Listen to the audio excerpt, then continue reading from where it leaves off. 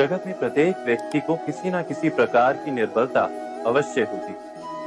जैसे कोई बहुत तेजी से दौड़ नहीं पाता तो कोई अधिक भार नहीं उठा पाता, कोई असाध्य रोग से पीड़ित रहता है तो कोई पढ़े हुए पाठों को स्मरण में नहीं रख पाता। ऐसे अनेकों उदाहरण और भी हैं। क्या आप किसी ऐसे व्यक्ति को जानते हैं जिसे सब कुछ प्राप्त हो और हम जीवन की उस एक निर्बलता को जीवन का केंद्र मानकर जीते हैं? इस कारणवश हृदय में दुख और असंतोष रहता है सदा। निर्बलता मनुष्य को जन्म से अथवा संजोग से प्राप्त होती, किंतु उस निर्बलता को मनुष्य का मन अपनी मर्यादा बना देता है। किंतु कुछ व्यक्ति ऐसे भी होते हैं जो अपने पुरुषार्थ और श्रम से उस निर्बलता को पराजित कर देते हैं। क्या भेद है उनमें और अन्य लोगों में? क्या आपने कभी विचार किया? सरल सा उत्तर है इसका। जो व्यक्ति निर्बलता से पराजित नहीं होता, जो पुरुषार्थ करने का साहस रखता है हृदय में, वो निर्बलता को पार कर जाता है। अर्थात निर्बलता अवश्य ईश्वर देता है, किंतु मर्यादा मनुष्य का मन ही निर्मित करता है। स्वयं विचार कीजिए।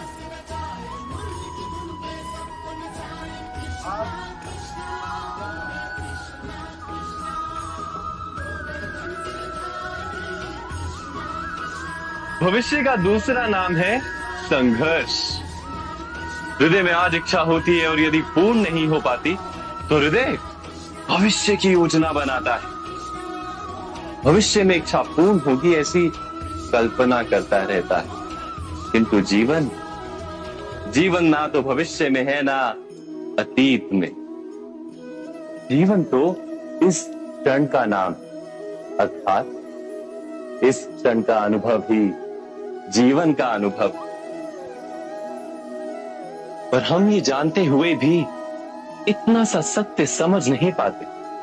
या तो हम बीते हुए समय के स्मरणों को घेर कर बैठे रहते, या फिर आने वाले समय के लिए हम योजनाएं बनाते रहते हैं और जीवन जीवन बीत जाता है। एक सत्य यदि हम हृदय में उतार लें कि ना हम भविष्य देख सकते हैं, ना ही भविष्य निर्मित कर सकते हैं, हम तो केवल धैर्य और साहस के साथ भविष्य को आलिंगन दे सकते हैं, स्वागत कर सकते हैं भविष्य का। तो क्या जीवन का हर पल जीवन से नहीं भर जाएगा? स्वयं विचार कीजिए।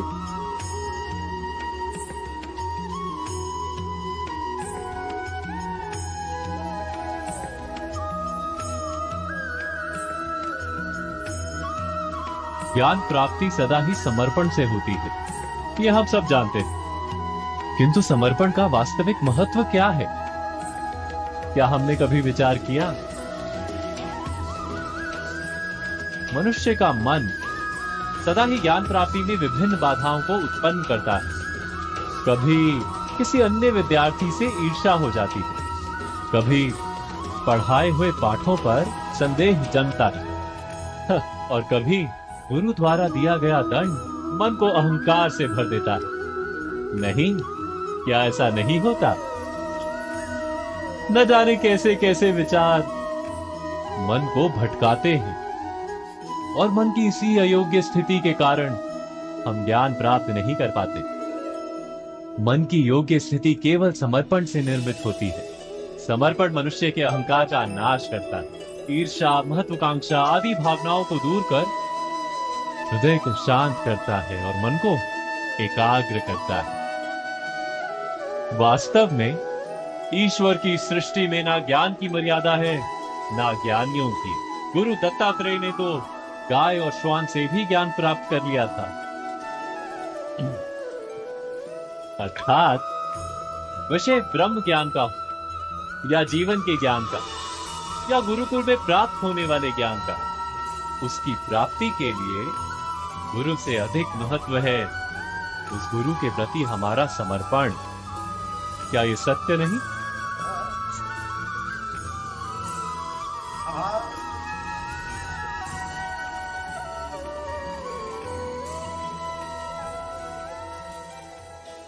प्रत्येक मनुष्य के जीवन में ऐसा क्षण अवश्य आता है जब सारे स्वप्न, सारी आशाएं, सारे दृश्य ध्वस्त हो जाते हैं। जीवन के सारे आयोजन ही बिखर जाते हैं। एक और धर्म होता है और दूसरी ओर सुख। किसी को धर्म संकट सकते हैं, जब धर्म का वहन ही संकट और धर्म का त्याग ही सुख।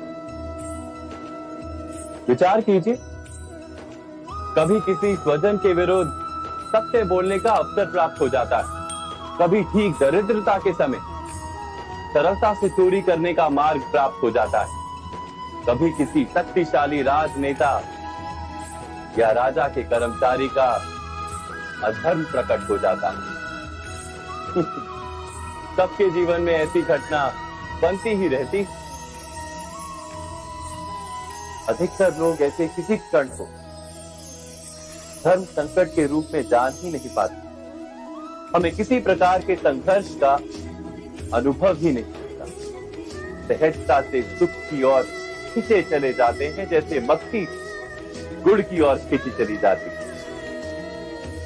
वास्तव में धर्म संकट का क्षण ईश्वर के निकट जाने का क्षण होता है। यदि हम संघर्षों से भयभीत ना, सुख की ओर आकर्षित ना, अपने धर्म पर दृढ़ रहे, तो ईश्वर का साक्षात्कार दूर नहीं।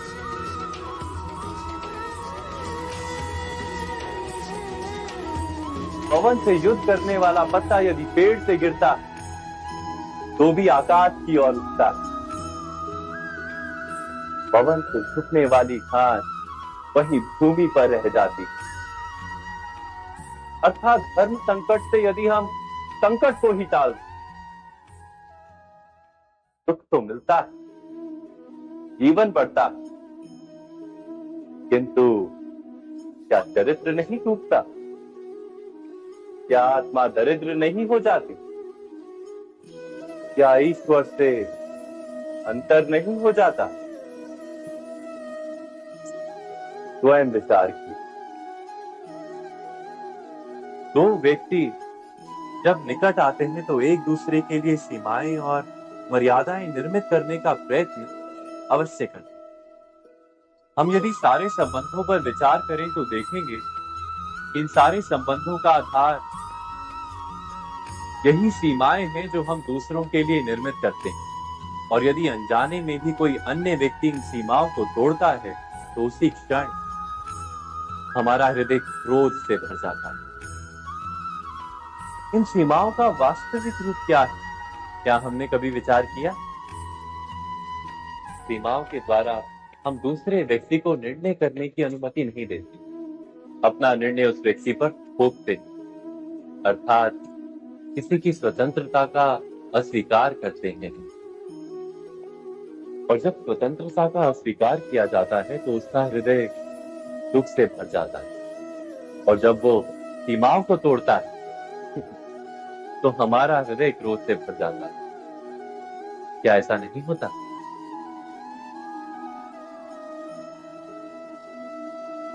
पर यदि एक दूसरे की स्वतंत्रता का सम्मान किया जाए तो किसी मर्यादाओं या सीमाओं की आवश्यकता ही नहीं होती। अर्थात जिस प्रकार स्वीकार किसी संबंध का देह है, क्या वैसे ही स्वतंत्रता किसी संबंध की आत्मा नहीं? स्वयं विचार की। सबके जीवन में ऐसा प्रसंग अवश्य आता है कि सत्य कहने का निश्चय होता है हृदय में, किंतु मुख से सत्य निकल नहीं पाता। कोई भय मन को घेर लेता है। किसी घटना अथवा प्रसंग के बारे में बात करना या फिर स्वयं से कोई भूल हो जाए उसके बारे में कुछ बोलना, क्या ये सत्य है? नहीं, ये तो केवल तथ्य है। अर्थात जैसा हुआ था वैसा केवल बोल देना सामान्य सी बात। किंतु कभी कभी उस तथ्य को बोलते हुए भी भय लगता है। कदाचित किसी दूसरे की भावनाओं का विचार आता है मन। दूसरे को दुख होगा ये भय भी शब्दों को रोकता है। तो ये सत्य क्या है? क्या हमने कभी विचार किया है? जब भय रहते हुए भी कोई तथ्य बोलता है तो वो सत्य कहलाता है। वास्तव में सत्य कुछ और नहीं, केवल निर्भयता का दूसरा नाम है। और निर्भय होने का कोई समय नहीं होता, क्योंकि निर्भयता आत्मा का स्वभाव है। अर्थात क्या प्रत्येक क्षण सत्य बोलने का क्षण नहीं होता?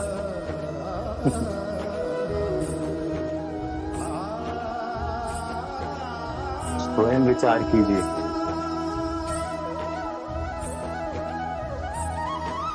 श्रेष्ठता का क्या अर्थ है? श्रेष्ठता का अर्थ है दूसरों से अधिक ज्ञान प्राप्त करना। अर्थात मूल्य इस बात का नहीं कि स्वयं कितना ज्ञान प्राप्त किया, मूल्य इस बात का है कि प्राप्त किया हुआ ज्ञान अन्य लोगों से कितना अधिक है। अर्थात श्रेष्ठता की इच्छा ज्ञान प्राप्ति को भी एक स्पर्धा बना देती है। और स्पर्धा में विजय अंतिम कब होती है?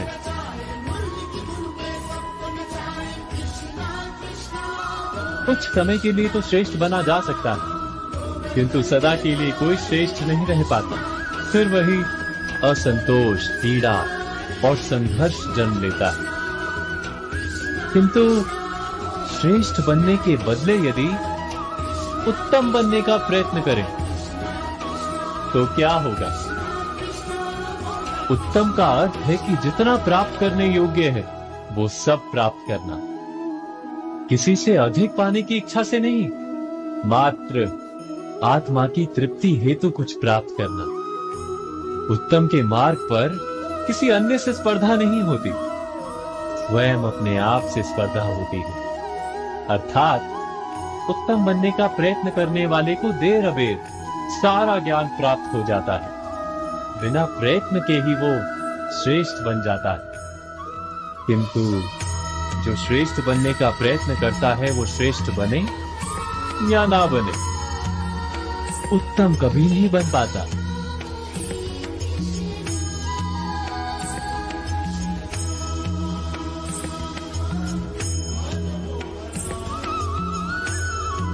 सपनों और पूर्वाभासों के आधार पर हम भविष्य के सुख दुख की कल्पना करते हैं। भविष्य के दुख का कारण दूर करने के लिए हम आज योजना बनाते हैं।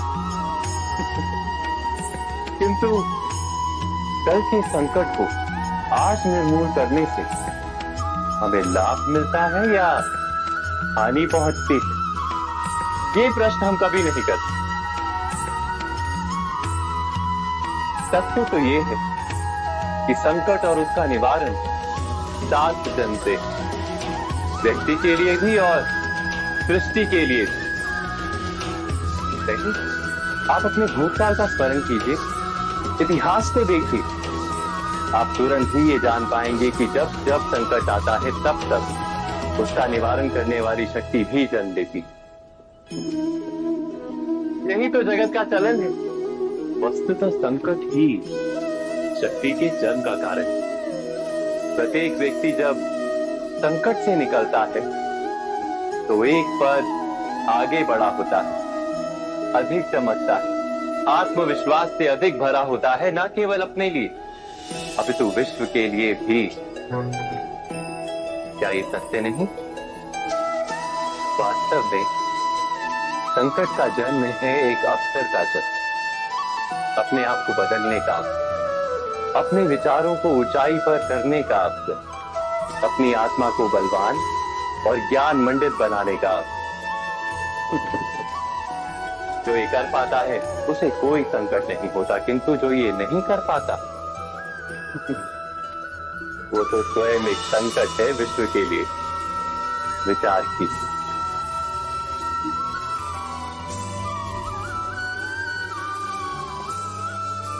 स्वयं विचार कीजिए।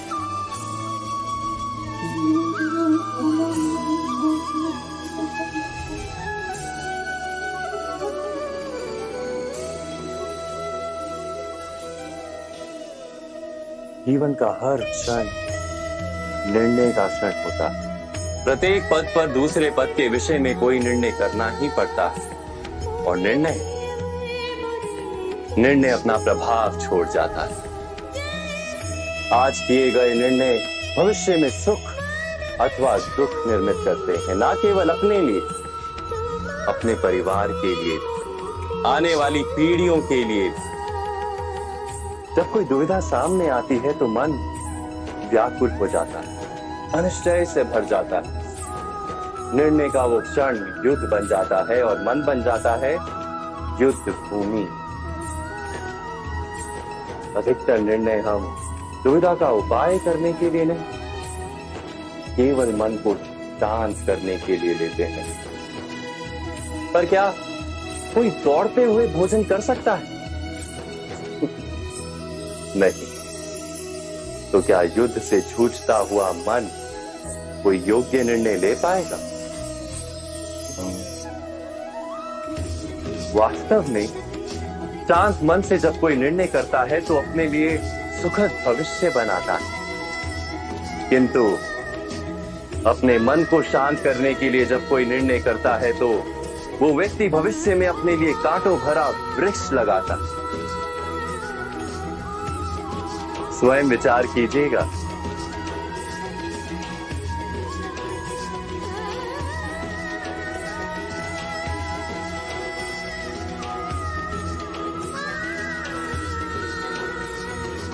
जीवन में आने वाले संकटों के लिए जब मनुष्य स्वयं को योग्य नहीं मानता, जब उसे अपने ही बल पर विश्वास नहीं रहता, तब वो सद्गुणों को त्याग कर दुर्गुणों को अपनाता है। वस्तुतः मनुष्य के जीवन में दुर्जनता जन्म ही तब लेती है जब उसके अंतर में आत्मविश्वास नहीं होता। आत्मविश्वास ही अच्छाई को धारण करता है। ये आत्मविश्वास है क्या?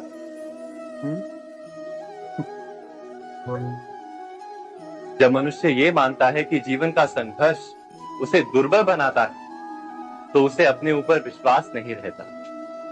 वो संघर्ष के पार जाने के बदले संघर्ष से छूटने के उपाय ढूंढने लगता है। किंतु जब वो ये समझता है कि ये संघर्ष उसे अधिक शक्तिशाली बनाते हैं, ठीक जैसे व्यायाम करने से देह की शक्ति बढ़ती है, तो प्रत्येक संघर्ष के साथ उसका उत्साह बढ़ता है। अर्थात आत्मविश्वास और कुछ भी नहीं, मन की स्थिति जीवन को देखने का दृष्टिकोण मात्र है, और जीवन का दृष्टिकोण तो मनुष्य के अपने वश में होता है। स्वयं विचार कीजिए।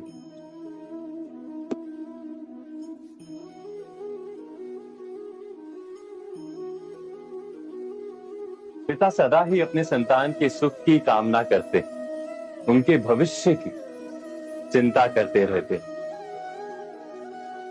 इसी कारणवश सदा ही अपने संतानों के भविष्य का मार्ग स्वयं निश्चित करने का प्रयत्न करते रहते।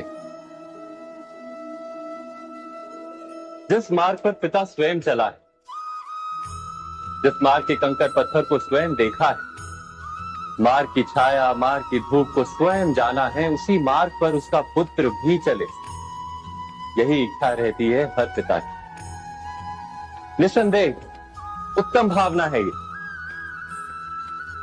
किंतु 3 प्रश्नों के ऊपर विचार करना हम भूल ही जाते हैं। कौन से प्रश्न? प्रथम प्रश्न, क्या समय के साथ प्रत्येक मार्ग बदल नहीं जाते? क्या समय सदा ही नई चुनौतियों को लेकर नहीं आता? तो फिर बीते हुए समय के अनुभव नई पीढ़ी को किस प्रकार लाभ दे सकते हैं? दूसरा प्रश्न, क्या प्रत्येक संतान अपने माता पिता की छवि होता है? हाँ, संतानों को संस्कार तो अवश्य माता पिता देते हैं, किंतु भीतर की क्षमता तो ईश्वर देते हैं। तो जिस मार्ग पर पिता को सफलता मिली है, विश्वास है कि उसी मार्ग पर उसकी संतानों को भी सफलता और सुख प्राप्त होगा। तीसरा प्रश्न, क्या जीवन के संघर्ष और चुनौतियां लाभकारी नहीं होती? क्या प्रत्येक नया प्रश्न एक नए उत्तर का द्वार नहीं खोलता? तो फिर संतानों को नए नए प्रश्नों, संघर्षों और चुनौतियों से दूर रखना, ये उनके लिए लाभ करना कहलाएगा या हानि पहुंचाना? अर्थात जिस प्रकार संतान के भविष्य का निर्माण करने के बदले उसके चरित्र का निर्माण करना श्रेष्ठ है, वैसे संतानों के जीवन का मार्ग निश्चित करने के बदले उन्हें नए संघर्षों के साथ जूझने के लिए मनोबल व ज्ञान देना अधिक लाभदायक नहीं होगा? स्वयं विचार कीजिए। मनुष्य की सबसे बड़ी दुर्बलता क्या होती? सोचिए। धन, प्रेम, अहंकार। मनुष्य की सबसे बड़ी दुर्बलता होती है उसके रहस्य। चाहे आप कितने भी शक्तिशाली क्यों ना, कितने भी प्रबल क्यों ना, परंतु उसके रहस्य उसके नाश की चाबी होती है। इसलिए यदि प्रबल रहना है, शक्तिशाली रहना है, समर्थ रहना है, तो अपने रहस्य को किसी को भी ना बताएं, ना मित्र को और ना ही शत्रु को, क्योंकि समय पड़ने पर कब कौन शत्रु हो जाए ऐसा कहना संभव नहीं।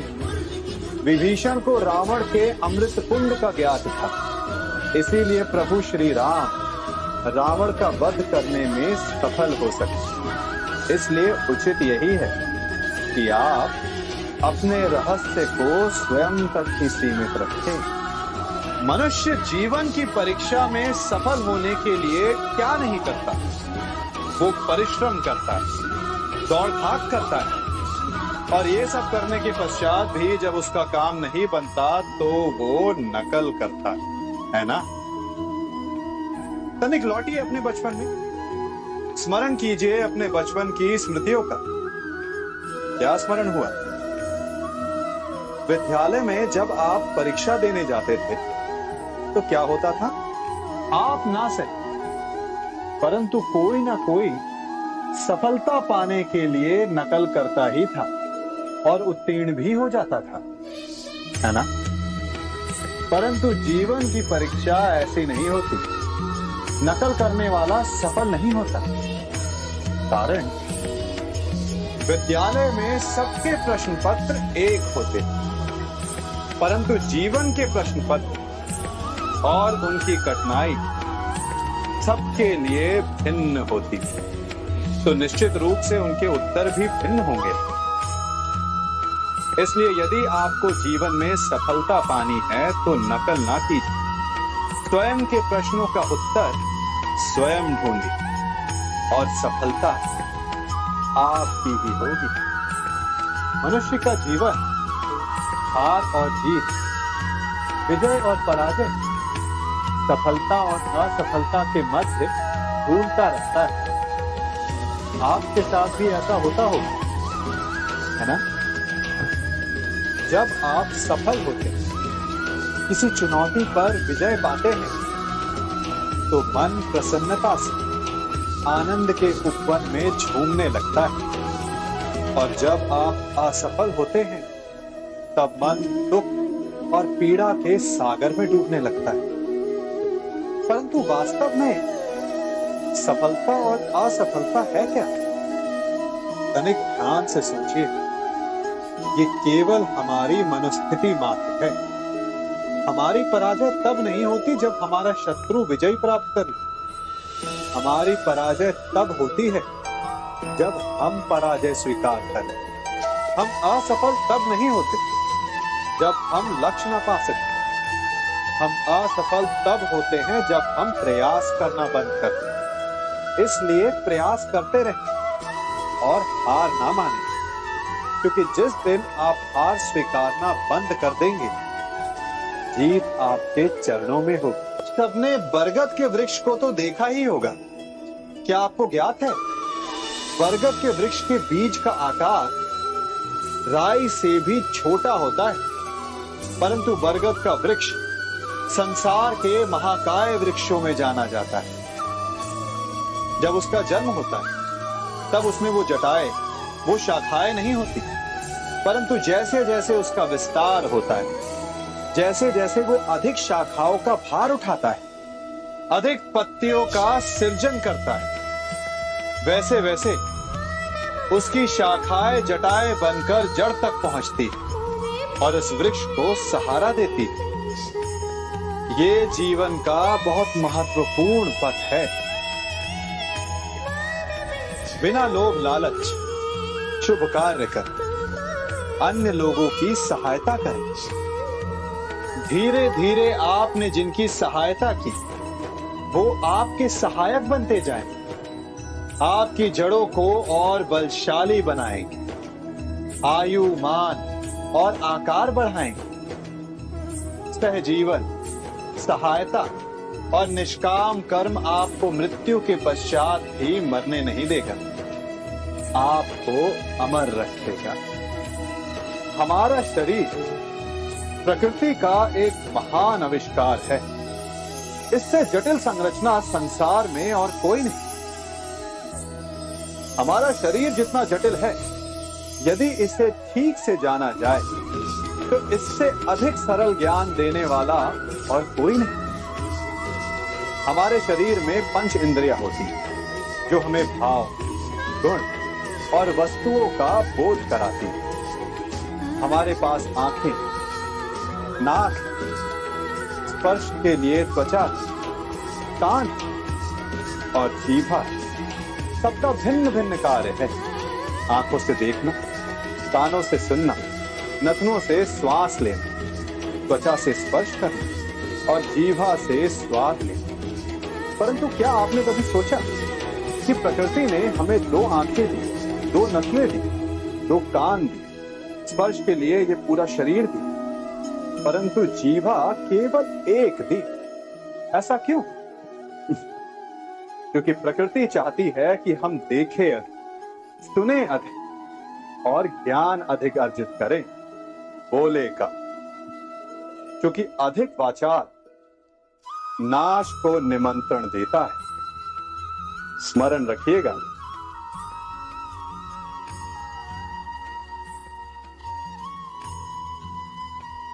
सदा यही कहते आए कि यदि आगे बढ़ना है तो अपनों का साथ दो।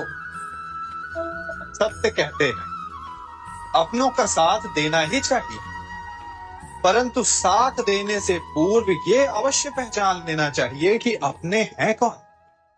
क्या अपने वही होते हैं जिनके साथ हमारा रक्त संबंध होता है, या अपने मित्र? अपने वो होते जो हमें सद्कार्य के लिए प्रेरित करें, हमें आगे बढ़ाएं, हमारा साथ दें। और वो जिनका साथ देने से समाज का नाश, धर्म की हानि, वो सगे होकर के भी सगे नहीं होते। इसलिए जब अपनों की परिभाषा का चुनाव करें तो उन्हें अपना माने जो आपका साथ दे, उन्हें नहीं जो हमें अज्ञान के मार्ग पर ले जाए।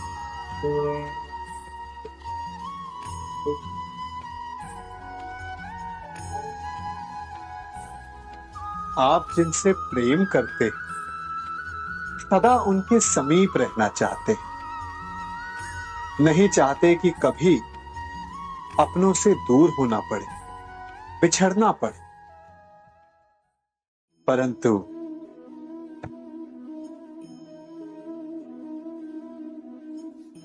एक समय के पश्चात अपनों से दूर हो जाना उन्नति के लिए आवश्यक है। आप माता पिता हैं। यदि आप अपनी संतान के जीवन के हर पथ पर उनका मार्गदर्शन करते रहेंगे तो आपकी संतान स्वयं मार्ग चुनना कैसे सीखेगी? मार्ग के कांटों से स्वयं को बचाना कैसे सीखेगी? इसीलिए एक समय के पश्चात अपनों से बनाई गई दूरी सदा लाभदायक रहती है। आज मैं आप सबको एक कथा सुनाता हूं। एक दिन प्रातः एक व्यापारी अपने घर से निकले। घर से निकलते ही एक बिल्ली ने उस व्यापारी का मार्ग काट दिया। व्यापारी घबरा गया, वो फिर से घर लौट गया और शुभ घड़ी की प्रतीक्षा करने लगा। और जब वो पुनः अपने घर से निकला तब वो वाहन जा चुका था जिससे राजा तक पहुंचकर उसे भेंट देनी थी। राजा को भेंट नहीं मिली। राजा क्रोधित हो गया। राजा ने उस व्यापारी का व्यापार बंद करवा दिया। इस कारण व्यापारी क्रोधित होकर घर पर अपनी पत्नी से लड़ बैठा। पत्नी अपने बच्चों समेत मैके वापस चली गई और उस व्यापारी के जीवन में यदि कुछ रह गया था तो केवल अंधकार। और इन सब का कारण वो उस बिल्ली को मानता रहा जिसने उसका मार्ग काटा था। ऐसा ही एक दूसरा व्यापारी राजा को भेंट देने निकला और उस व्यापारी का मार्ग भी एक बिल्ली ने काट दिया। वो व्यापारी तनिक घबराया, परंतु उसने आगे बढ़ना अधिक उचित समझा। राजा तक वो समय पर पहुंचा। उसने राजा को भेंट। राजा प्रसन्न हुए और राजा ने व्यापारी को अपना व्यापार बढ़ाने की अनुमति दी, स्वर्ण आभूषण दी। जब व्यापारी घर पर पहुंचा तो पत्नी को आभूषण और अपने बच्चों को देने के लिए वस्त्र थे उसके पास। हर ओर प्रसन्नता थी। समझ रहे हैं ना? दोनों के साथ एक ही प्रकार की घटना हुई, परंतु दोनों की प्रतिक्रिया भिन्न थी। ऐसा ही हमारा जीवन भी है। हमारे जीवन में प्रारब्ध का अपना स्थान है, परंतु उससे कई अधिक महत्वपूर्ण हमारी प्रतिक्रिया, हमारे सोच का प्रभाव, क्योंकि यही हमारे जीवन को आकार देते हैं। इसलिए अपनी सोच को सकारात्मक रखिए। आपका जीवन सदैव आनंदमय।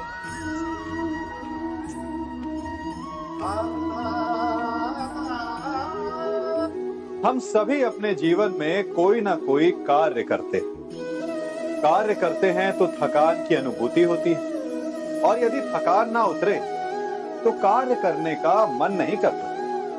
हम आशा करते हैं कि कदाचित एक दिन में 24 के स्थान पर 26 घंटे होते तो आराम करने के लिए हमें और अधिक समय मिल जाता। हमें ऐसा अनुभव होता है कि हम बहुत अधिक कार्य कर रहे हैं, है ना?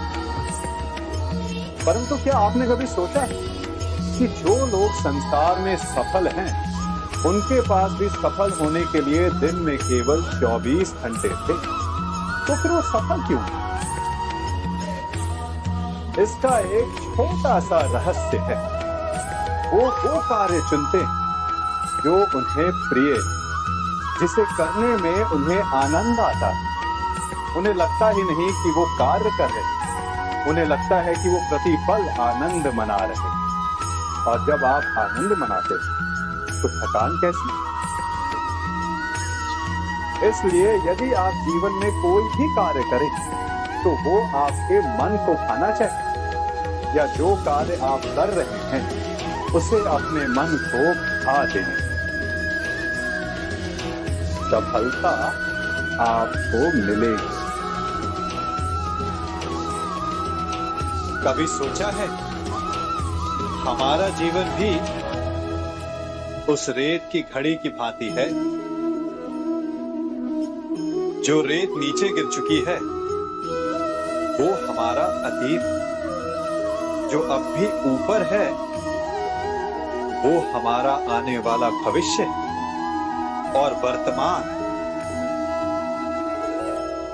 ये संकुचित स्थल है जहां से धीरे धीरे करके रेत गिर रही है।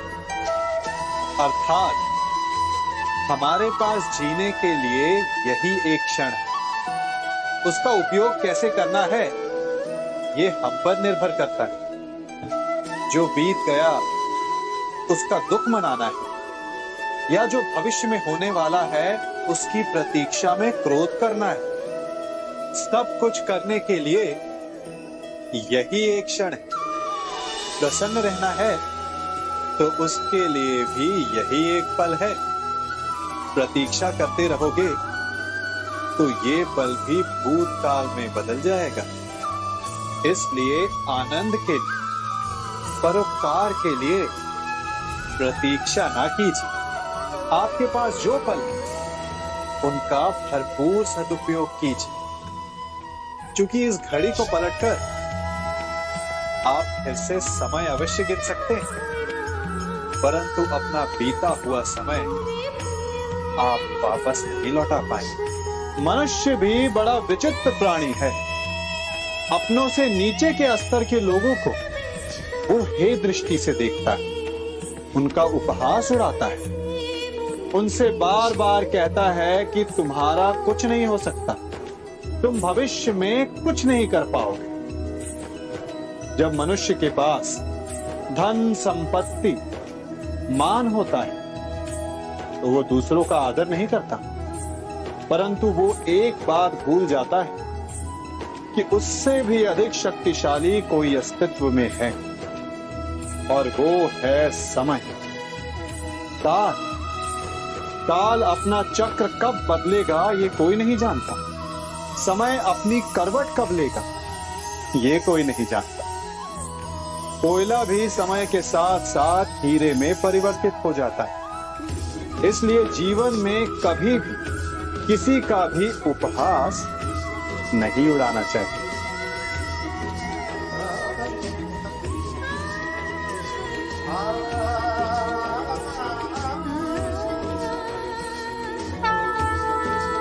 गर्व, अभिमान और अहंकार, ये तीनों सुनने में एक जैसे लगते हैं, परंतु तीनों का अर्थ भिन्न होता है और परिणाम। तीनों का आरंभ प्रेम से होता है। स्वयं से प्रेम, परिश्रम हमारे मन में गर्व को जन्म देता है और सफलता अभिमान जगाती है। यहां तक ठीक, परंतु जब ये भावना अहंकार बन जाती है तब वो समस्या बन जाती है, क्योंकि सबसे बुरा अंत अहंकारी का ही होता है। परंतु मनुष्य के लिए पहेली यही है कि पहचाना कैसे जाए कि अहंकार जग गया और उसका दमन आवश्यक है। इसका उत्तर मैं नहीं, आपका मन देगा। जब तक आप स्वयं से प्रसन्न हैं, जब तक आप सबसे ऊंचा उठने का प्रयास कर रहे हैं, तब तक ठीक। परंतु जब आपके मन में दूसरों को नीचा समझने का भाव आ जाए तो सावधान हो जाइए, क्योंकि यही अहंकार है जो वास्तव में आपको हीन कर रहा है।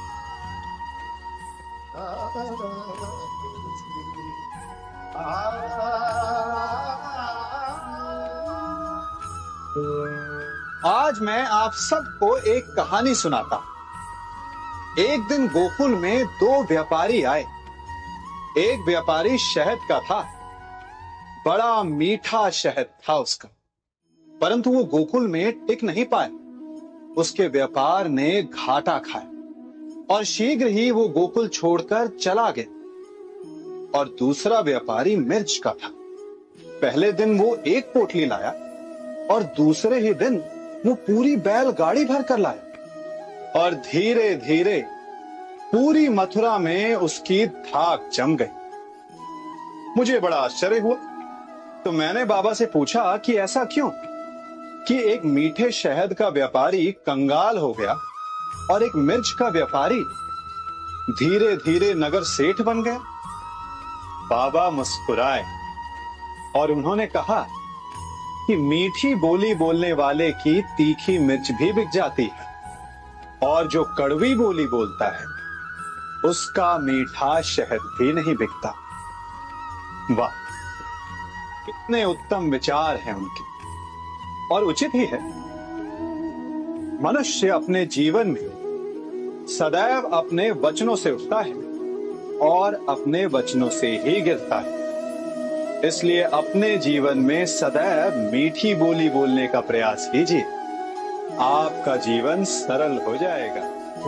मनुष्य की सबसे बड़ी दुर्बलता क्या होती? सोचिए। धन, प्रेम, अहंकार। मनुष्य की सबसे बड़ी दुर्बलता होती है उसके रहस्य।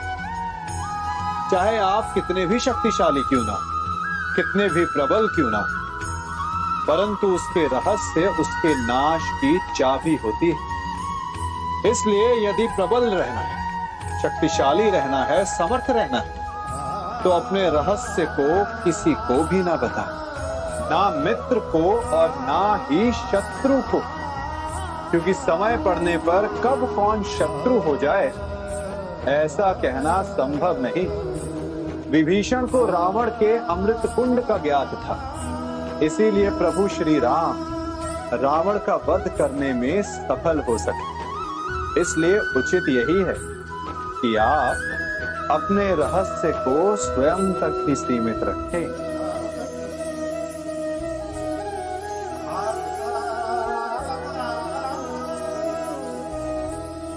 युवा अवस्था भी हमारे जीवन का कितना सुंदर काल होता है ना। बाहु में बल, मन में कुछ बड़ा कर जाने की चाह, आंखों में भविष्य के सुंदर और कोमल सपने। और इसी अवस्था में मनुष्य के भीतर पनपता है प्रेम। किसी को देखकर उस पर मन मोहित हो जाता है और फिर मनुष्य अपना सब कुछ उस पर न्यौछावर कर देना चाहता है। फिर प्रेम की परिणति होती है विवाह में। क्यों? सबको अपने खट्टे मीठे संस्मरण स्मरण हुआ है ना, परंतु यहीं से अधिकतर माता पिता और संतान के मध्य विचारों का विरोध प्रारंभ हो जाता है। संतान को लगता है कि उसका चुना जीवन साथी ही उसके लिए उपयुक्त है, और माता पिता को लगता है कि संतान अनजाने में भूल कर रही है।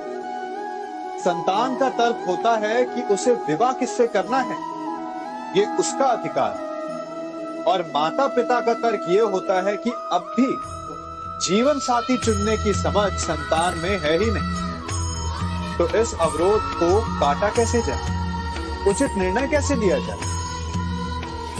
इसका एक ही मार्ग है, अपने उत्तरदायित्व का ध्यान और अपनों से बड़ों के मापदंडों का ध्यान। विवाह करने से पूर्व ये जान लेना आवश्यक है कि विवाह केवल अपने प्रेम को पाने का मार्ग नहीं, अपितु विवाह से जीवन का एक नया द्वार भी खुलता है, और हर नए जीवन के साथ नए उत्तरदायित्व भी होते हैं।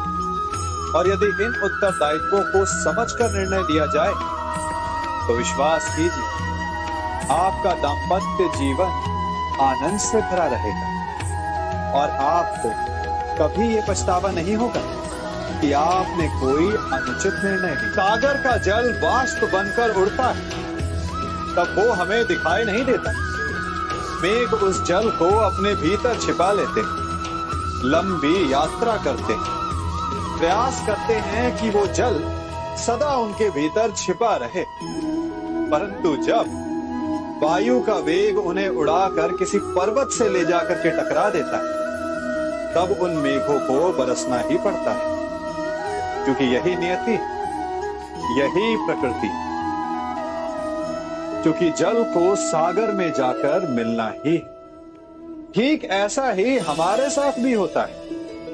हम सत्य अपने मन के मेघों में चाहे जितना छिपाने का प्रयास कर ले, परंतु समय की आंधी उसे वास्तविकता के पर्वत से ले जाकर के टकराकर हमारे समक्ष ले ही आती। जिस भय के कारण आप सत्य को सामने नहीं लेकर आना चाहते, एक दिन वही भय हमारे समक्ष आकर खड़ा हो जाता है, और फिर हम लाचार हो जाते हैं, क्योंकि हमने उस भय का सामना करने की तैयारी नहीं की होती। इसलिए सत्य से भागे नहीं, उसे छिपाए भी नहीं, उसे स्वीकार करें। भविष्य की बड़ी विपत्ति से बच जाएंगे।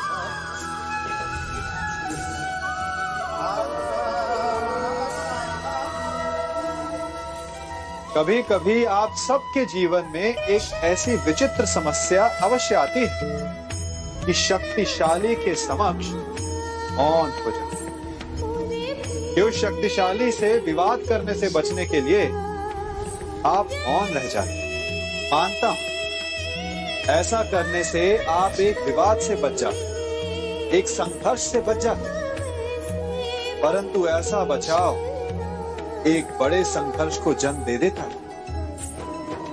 कैसे? हमारा मौन रहना अनजाने में उसका समर्थन बन जाता है और वो स्वयं को अधिक शक्तिशाली अनुभव करता है और यहां से हमारा दमन प्रारंभ हो जाता है।